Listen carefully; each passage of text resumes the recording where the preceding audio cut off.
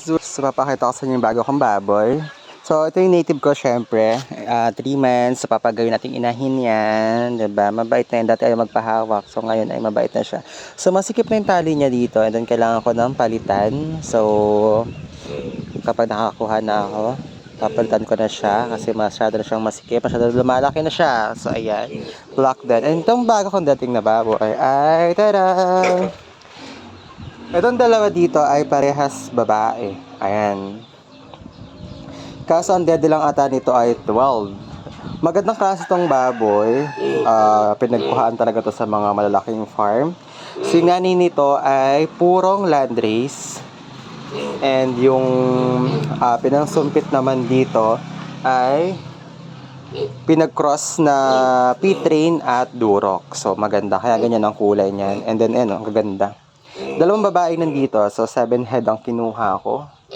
And sa kabila, 5 lalaki at dito ay 2 babae. So tingnan natin mamaya yung sa kabila. So yan, pupuntahan natin isa kong baboy. Ayun ang baboy ng kapitbahay natin. Hindi pa siya nagbebenta pero tingnan mo naman. Oh my God, napakalaki. Mga nasa 90 kilos na yan. Ayan. Tapos pupunta ang aking baboy ko. Siyempre may babuyan din dito ang kapitbahay. Ayan. Yung kulungan ko nandito. So yan, atin titingnan. Tingnan.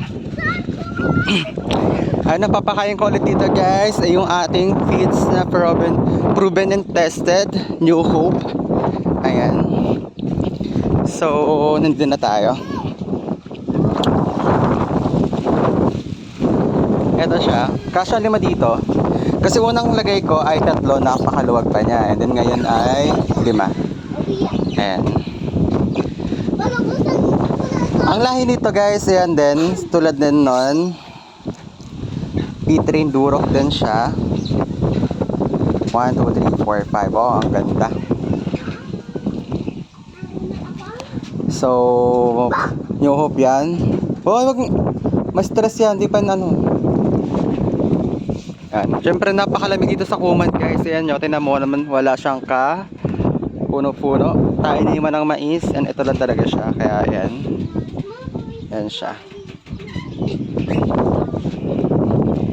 And napakaganda niyan. Ang ganda ng mga biik guys. Ayan. Lalo na kapag naka New Hope siya guys. Proven ko na siya. Maganda ang New Hope guys. Lalo na ang grower ng New Hope. Ang bilis humalo sa tubig. Kaya talagang napakaganda niya. Nagbenta ako ng ito kasi binenta ko dapat pang panginahin ko nga siya. So maganda nga ni-try ko ulit i-roll and then nag-start ako sa 2 baboy. Ngayon naging ito na yung head, 7 head na siya. Sa susunod sana ganun din maging okay din. Ayan. Yan lang guys. Bye.